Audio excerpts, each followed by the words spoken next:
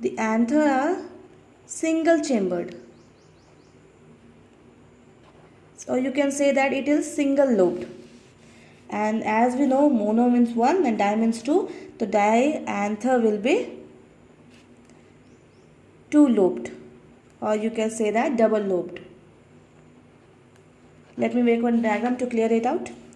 See, when the anther will be single, like this, there will be no compartment or no lobe present over there. That will be mono 1. That will be mono. And when the anther has been divided into two lobes, that means first and second, that will be known as the dithecus. I think that is clear to you. So this is our variation of androecium is completed. Now we will going to go at the next part, that is the gynoecium part. Gynoecium part. Here gynoecium, as we know that gynoecium is a flower female reproductive organ. Same, when gynoecium will be, again when the gynoecium will be, it is a collection of carpel. So when a gynoecium will be in collected form, it is known as gynoecium, or you can say it pistil. And when it will be in single form, you can say it carpel, or you can say that carpel. Okay? Or you can say that gynoecium is a, or you can say that gynoecium is a collection of carpel. Gynoecium is a collection of carpel. So gynoecium or pistil, it is a female reproductive organ. When gynoecium is a, you can say that combo form, when it will be a singular form, it is known as the carpel, and when it will be in collective form, it is known as the gynoecium.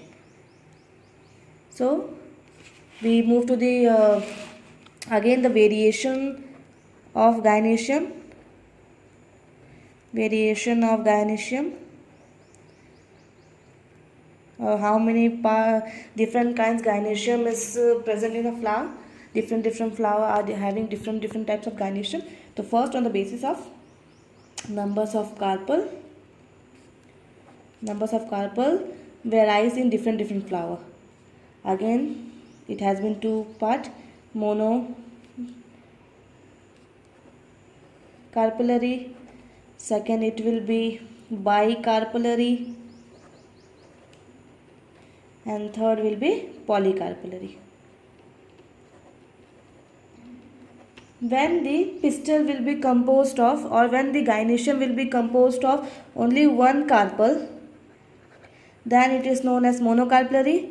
When it is composed of two carpel, and when it is composed of more than two or many carpels, then it is known as the polycarpellary. That means, as we know, gynoecium is a collection of carpel. When there will be one carpel, it is known as monocarpellary. When there will be two carpel, it is known as bicarpellary. And when it will be more than two carpel, then it is known as the polycarpellary. So on the basis of numbers of carpel, it has been divided into three basic parts.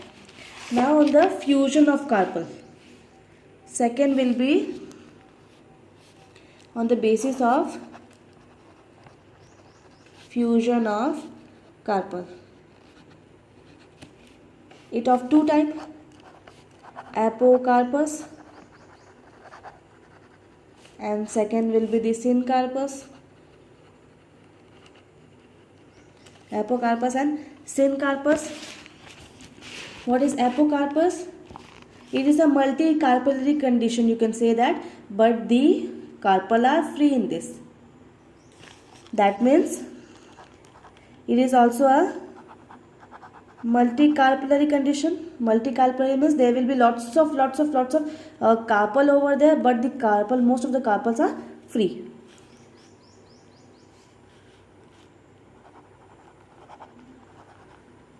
Multicarpellary, but carpel are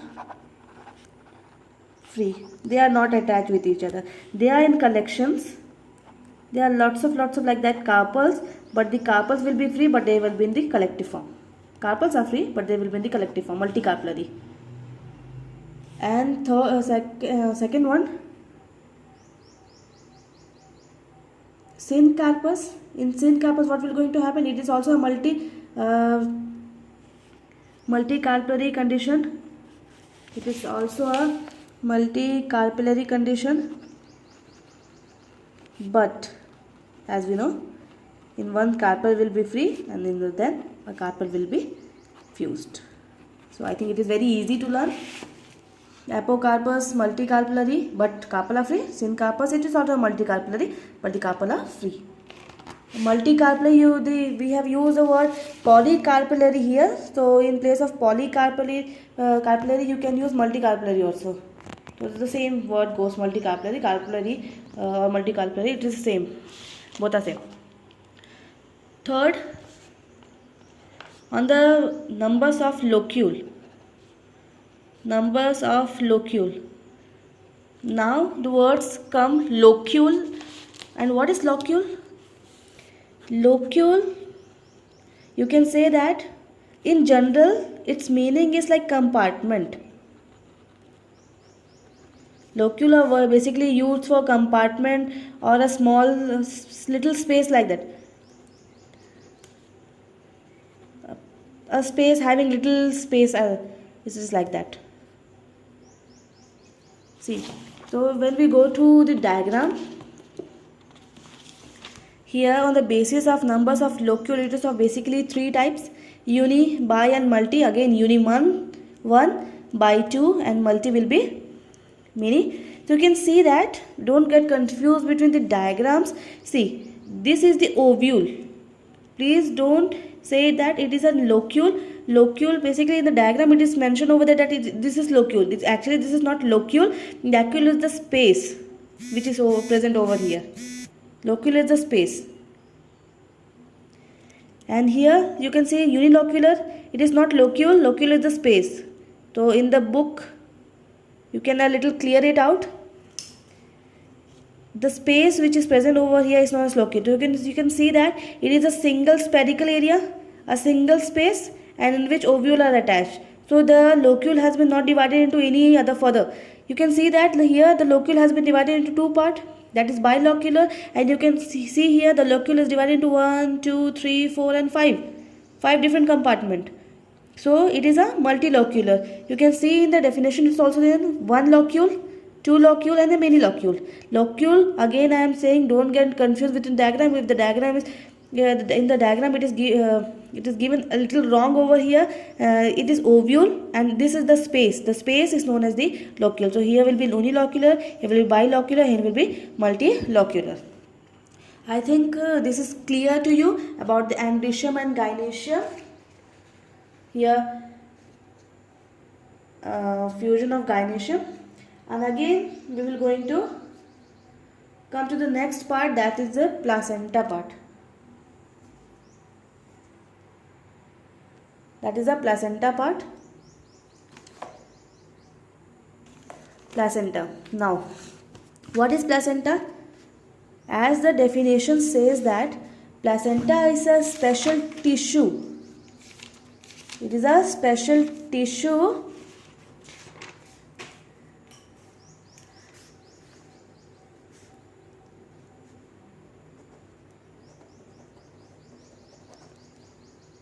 placenta, a special tissue that forms the inner wall of ovary. A tissue, you can say that it is a tissue which forms the inner wall of ovary. Let me explain you by show you a diagram. In this diagram you can see, I'll give you a close look. Here you can see, here is ovule and here it is the placenta. In the middle it is a placenta. This is a locule, the space in which the ovule has been attached. This is whole ovary, that is the ovule, that is the space locule, and the middle one, the tissue. This is the tissue. These all the tissues. These all things are the placenta. It is the inner wall of the ovary. Inner wall. It is the inner wall of the ovary. In the next diagram, it is very clear over here. You can see here. This is the placenta, the inner wall of the ovary. In every space, you can see the placenta over here. So, placenta is the inner wall of the ovary, bearing one or more ovules. That means ovules are attached with the inner wall of the placenta. So on the basis of attachment of the ovule, placentation, another definitions comes is placentation.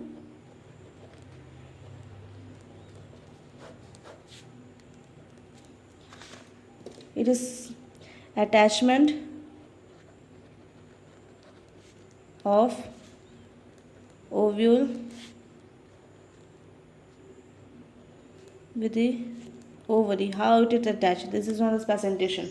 Attachment of placenta in the ovary or attachment of ovule within the ovary. You can say that. See, on the basis of this one, it is of following 6 types. First will be the marginal placenta. It's present at the junction of the carpal. You can see here is a marginal one. Have you seen the P? You can see the P. In this way, the ovule has been attached. So they are attached in a margin form. That means totally in collective form with the gynoecium or carpal. So the ovule are attached in the form of margin. That's why this type of placenta will be known as the marginal placenta. When the placenta will be at the base, you can see in the diagram, when the placenta will be at the base, it is known as the basal. When the placenta is at the central, you can say that central. It is when the placenta will be axial. Axial, that means placenta at center and at the margin of carpal. You can see that all the placenta part is running from here going to that at the axial part. Central axis. Placenta at the central axis. All the placenta are getting attached in the center point of the locule. So you can say that, or ovule.